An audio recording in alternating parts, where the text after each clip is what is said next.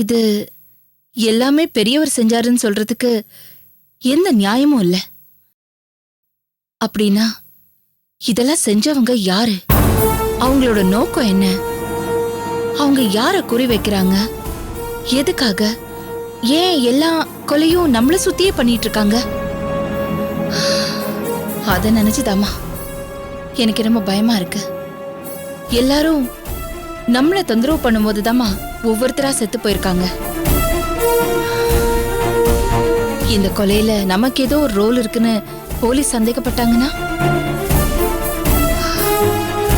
ஏற்கனவே அந்த ரெட்டை கொலை கேஸ்ல நிவேதா படாத பாடுபட்டுட்டா. அதுக்கப்புறமும் இந்த மாதிரி வரிசையா கொலை நடந்துட்டு இருந்தா, அதுவும் நம்மள சுத்தியே நடந்துகிட்டு இருந்தா எதுவும் சரியில்லையே. சாகுறவங்க நமக்கு எதிரிங்க தான். ஆனா அதனால நமக்கு எதுவும் பாதிப்பு வந்துராதா? நீங்க சொல்றதெல்லாம் நியாயம்தான் மேடம். ஆனா போலீஸ் முன்னாடி நம்மள சந்தேகப்பட்டாலும் இப்போ நிலைமையை புரிஞ்சுக்கிட்டு நமக்கு அனுசரணையா தானே இருக்காங்க. ஆனா எப்பவுமே அப்படிதான் இருப்பாங்கங்கிறதுக்கு என்ன நிச்சயம்?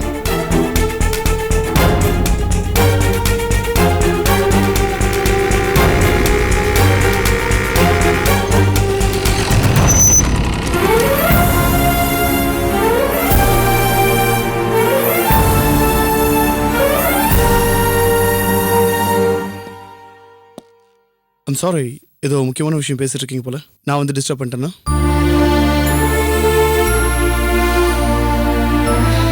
உட்காருங்க. தேங்க்யூ.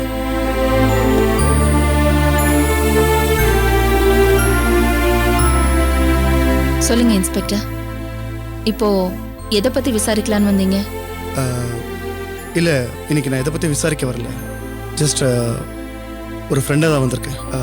வழக்கமாக என்ன போலீஸ் ஸ்டேஷனில் பார்த்து சில பேர் கண்ணெல்லாம் பூத்து போயிருக்கோம் இல்லையா, அதான் ஒரு சேஞ்சுக்கு இந்த ட்ரெஸ்ஸில் வந்தேன்.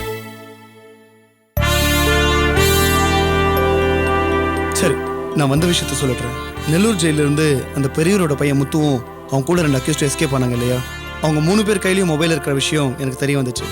ஸோ அவங்க மொபைல் நம்பரை ட்ரேஸ் பண்ணி அவங்க இருக்கிற இடத்த கண்டுபிடிச்சலான்னு நான் ட்ரை பண்ணி பார்த்தேன். பட் அன்ஃபார்ச்சுனேட்லி அந்த 3 நம்பருமே இது வரைக்கும் சுவிட்ச் ஆஃபில் தான் இருக்குது. தப்பிச்சு போன 3 பேரில் ஒருத்தன் திருப்பதியில் இறந்து போயிட்டான். அவங்ககிட்ட இருந்து எங்களுக்கு ஒரு மொபைல் ஃபோன் கிடச்சிது. அதில் கால் லிஸ்ட்டை செக் பண்ணி பார்த்தப்போ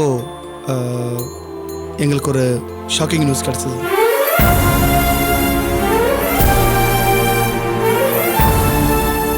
என்ன? அவன் மொபைல் ஃபோன்லேருந்து உங்கள் ஹாஸ்டல் நம்பருக்கு ஒரு கால் வந்திருக்கு. அந்த ஃபோனை உங்கள் ஹாஸ்டலில் இருக்க யாரோ அட்டன் பண்ணி பேசியிருக்காங்க.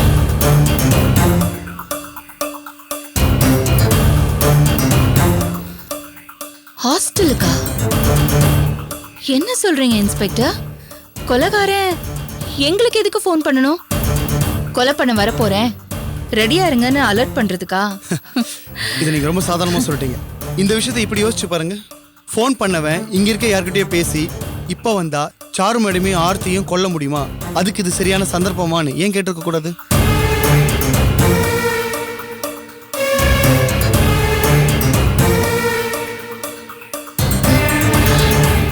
சே, அப்படி இருக்கிறதுக்கு சான்ஸே இல்லை சார். அப்படி இல்லாம இருந்தா சந்தோஷம் தான். Well and good. ஒருவேளை அப்படி இருந்துட்டா இந்த ஹாஸ்டல்லையே ஒரு விஷப்பாம்பு இருக்கலாம் இல்லைங்களா?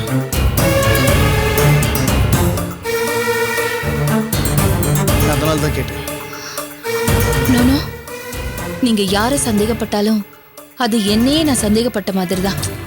இத பாருங்க, நான் சொல்ற விஷயத்தை கேட்டு இங்க இருக்கவங்க மேல நீங்க சந்தேகப்படுறீங்களோ இல்ல சந்தோஷப்பட்டுக்கிறீங்களோ அது உங்க விருப்பம். சொல்ல வேண்டியது என்னோட கடமை, சொல்லிட்டேன். எனக்கு தெரிய வேண்டியதெல்லாம் ஒன்னே ஒண்ணுதான். அவன் ஃபோன் பண்ணப்போ யார் அட்டன் பண்ணது?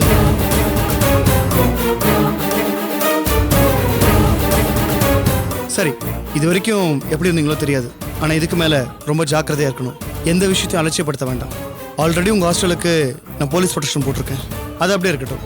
சந்தேகப்படுற மாதிரி யாராவது புது ஆட்கள் ஹாஸ்டல் சுற்றி வந்தா எப்போ வேணா எனக்கு ஃபோன் பண்ணுங்க. என்னோட பர்சனல் நம்பர் உங்களுக்கு தேவைப்பட்டா என்னோட ஒய்ஃப் சுமித்ரா கிட்ட இருக்கு. உங்களுக்கு தேவைப்பட்டா எப்போ வேணா எனக்கு கால் பண்ணலாம். உங்க நம்பர் எனக்கு எதுக்கு?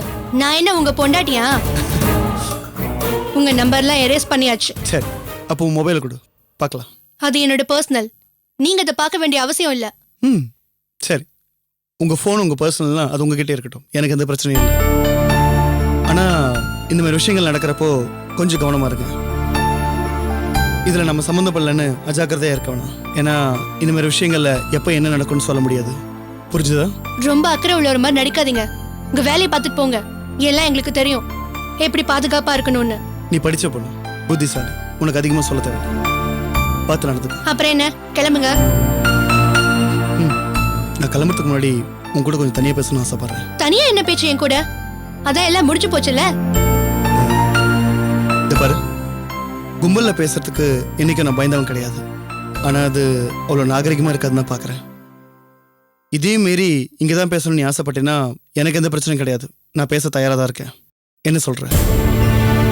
எல்லாரும் கொஞ்சம் வெளியில வாங்க. அவங்க 2 பேரும் தனியா பேசிட்டு.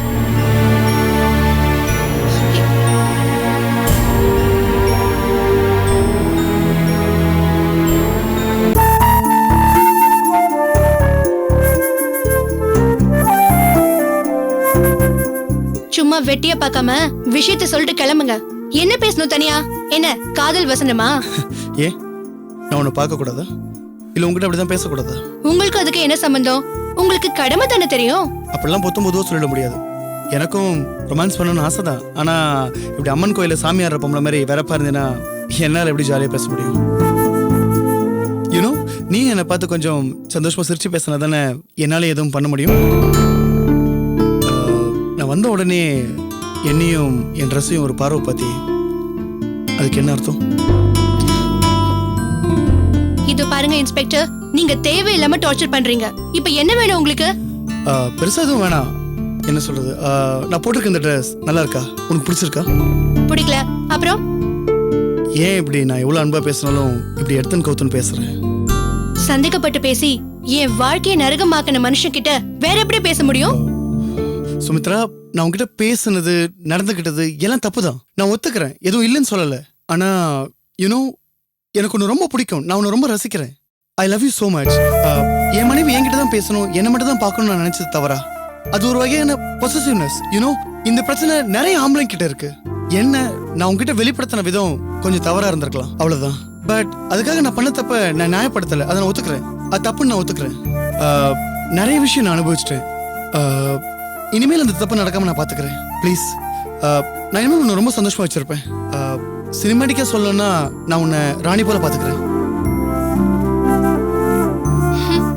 சாதாரண மனுஷி மாதிரியே வச்சுக்கல, இவரு ராணி மாதிரி வச்சுப்பாரா.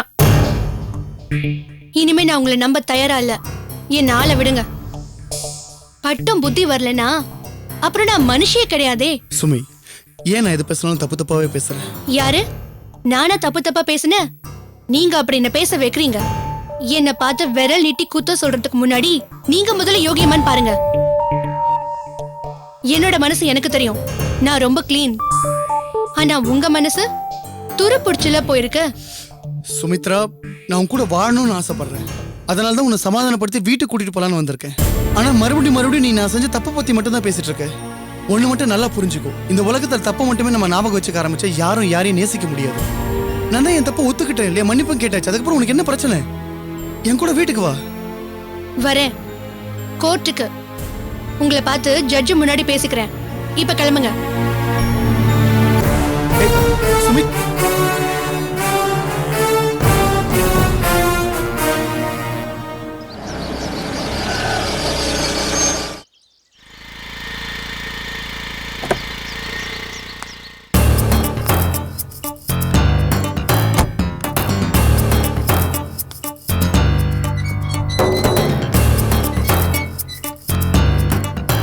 நிவே, நிவே, நிவே. என்னடா கார்த்தி, கூப்பிட்டியா? ஏமா, நான் என் பொண்டாட்டியை கூப்பிட்டேன். நீ வந்து கூப்பிட்டேன்னு கேட்ட என்ன அர்த்தம்? அவ்வளவுதான் கூப்பிட்டியான்னு கேட்டேன்டா. அதை நீ தான் வந்து கேட்கணும். அவளை கூப்பிட்டா நீ வந்து நிக்கிற, உன்னை கூப்பிட்டா அவ வந்து நிக்கிறா. என்ன 2 பேரும் பேரை மாத்தி வச்சிட்டீங்களா? டேய், உன் பொண்டாட்டி எப்படா கூப்பிட்டோன்னே வந்திருக்கா? ஏமா, நான் தெரியாம தான் கேட்கறேன்.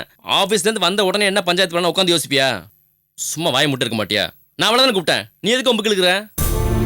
எனக்கு என்னடா வந்தது? ஏதோ புள்ள கூப்பிடுறானே, காப்பி காப்பி குடுக்கலாமேன்னு ஆசையோட வந்தேன். எனக்கு என்ன, நான் போய் உட்காந்துக்கிறேன்.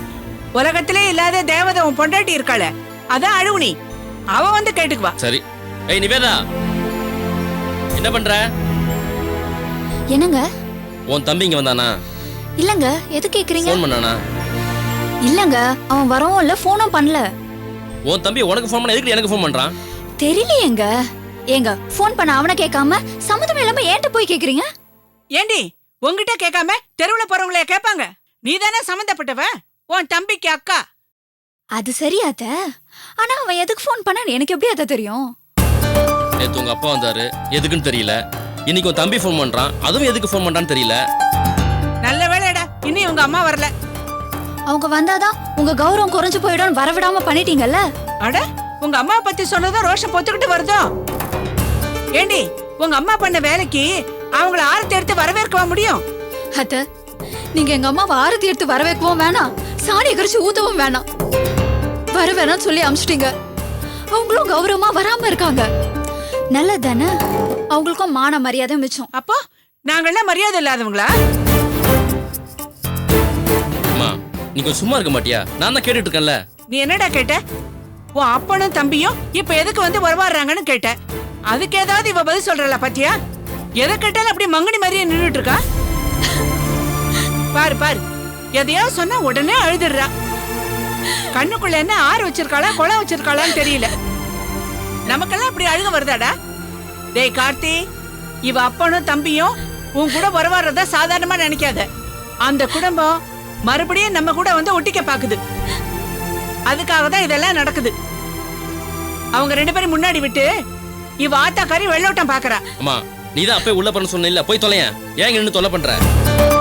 ராத்திரி பகல் பார்க்காம 2 பேரும் மண்ணு கட்டிட்டு இருக்கீங்க. நான் போயிடுறேன்டாப்பா. நீ ஏன் ஒத்தாள உன் பொண்டாட்டிக்கிட்ட மல்லு கட்டு. இங்க பார், என்னவா அவங்க 2 பேருக்கும்? ஏய் எதுக்குடி பழுவுற? எதுக்கு வராங்க போறாங்கன்னு தானே கேட்டேன். அம்மா சொன்னது சரியா தான் இருக்கு. என்னங்க, நான் என்ன முன்ன பின்ன தெரியாத ஆம்பளை கிட்டயா பேசிட்டு இருந்தேன்? யாருங்க வந்தது? எங்க அப்பா, இன்னொருத்தன் என் தம்பி. வரக்கூடாதா இவங்கெல்லாம்? எங்க அம்மாவையும் வரக்கூடாதுன்னு சொல்லிட்டீங்க. இனிமே என் அப்பா தம்பி யாரும் வரக்கூடாது. நான் போன்லயே பேசக்கூடாதுன்னா எப்படிங்க? ஏய் முதல்ல அழுகை நிறுத்து. உங்க அப்பா எதுக்கு வந்தாரு, உன் தம்பி எதுக்கு ஃபோன் பண்ணாதானே கேட்டேன். தெரியும்னா தெரியும்னு சொல்லு, தெரியாதுன்னா தெரியாதுன்னு சொல்லு. அதை விட்டு இப்படி அழுது தொலைக்கிற? நான் தான் முதல்ல சொல்லிட்டேன்லங்க, எனக்கு எதுவுமே தெரியாதுன்னு. அதுக்கு மேல நீங்க கேள்வி மேல கேள்வி கேட்டா நான் அழாம என்னங்க பண்றது?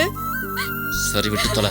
ஆனா உன்னுடி பொம்பளைங்க எப்படித்தான் நீங்க நினைச்ச திசைக்கெல்லாம் பேச்ச திருப்பீங்கன்னு தெரியாது. எங்க அம்மா ஒரு பக்கம் திருப்புறாங்க, நீ ஒரு பக்கம் திருப்புற. நான் என்னங்க பேச்ச திருப்பினேன்? ஐயோ வேணா விட்டுரு. நான் கேள்வி கேட்டாதானே, இனிமே கேட்கவே மாட்டேன். நான் கேட்டதெல்லாம் அழிச்சிடு. இல்லங்க, நான் என்ன சொல்ல வரேன்னு. ஐயோ போ, காஃபி கொண்டா போ.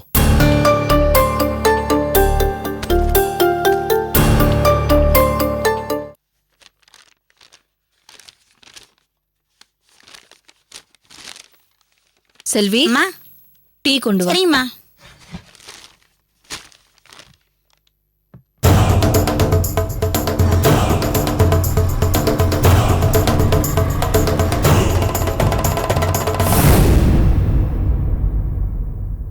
Good morning ma'am. Good morning. Selvi, அம்மா பியூலாக்கு ஒரு டீ. இந்த எடுத்து வரேம்மா. Okay ma'am. இந்த புல்லா. தேங்க்ஸ்க்கா.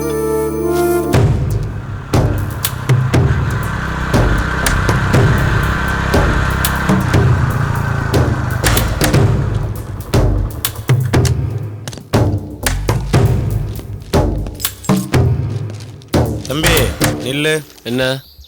யாரை பார்க்கணும்? அம்மாவை பார்க்கணும். போ. ஏங்க அம்மா பார்க்கணும்னு சொன்னா உன்னை விட்டுருவீங்களா?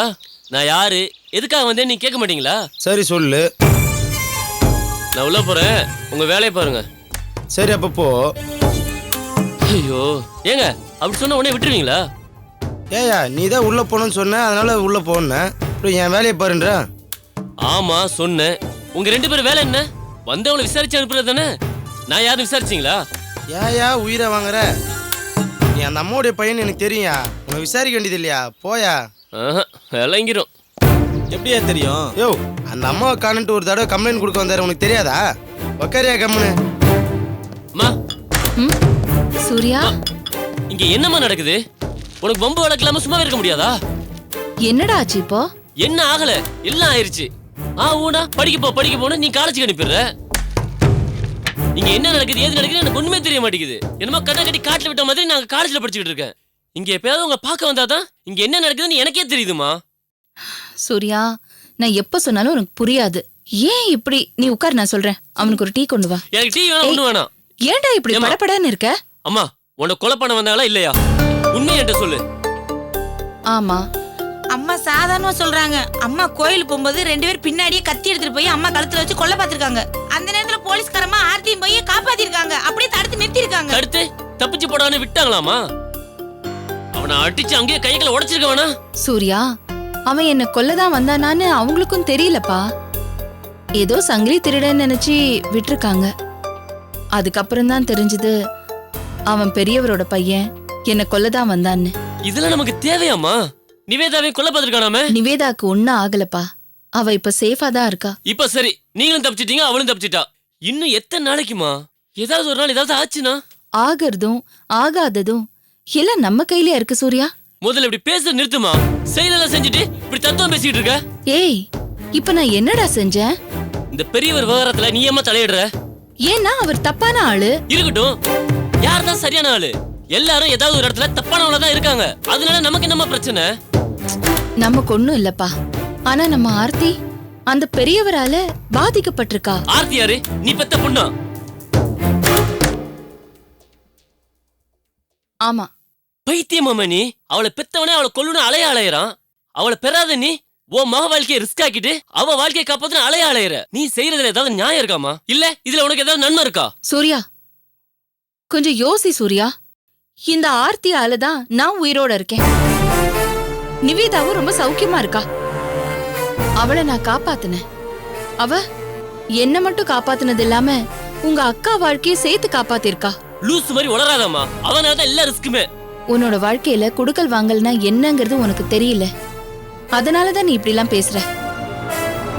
நீ பேசுறத பார்த்தா நீயா வந்து பேசின மாதிரி தெரியல. யாரோ சொல்லி கொடுத்திருக்காங்க உனக்கு. யாரு? உங்க அப்பா கிளப்பி விட்டாரா உன்ன? உங்க அம்மாவை போய் இந்த மாதிரி கேள்வி கேளுன்னு? ஆமா, அப்பாதான் கேட்க சொன்னாரு. இப்ப என்ன? ஏய், கொஞ்சம் சொந்தமா யோசி. நல்லது கெட்டது எதுன்னு பாருடா.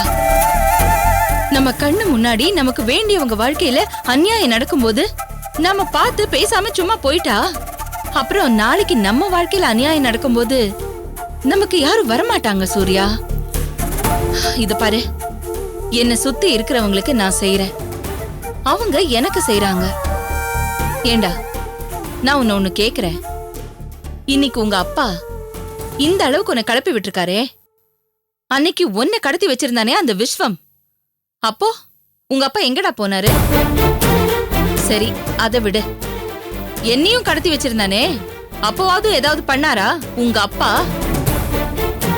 இத பாரு, என்னோட எல்லா கஷ்டத்திலயும் எனக்கு ஹெல்ப் பண்ணவங்க இந்த ஹாஸ்டல்ல தங்கி இருக்கிற பொண்ணுங்க தான்.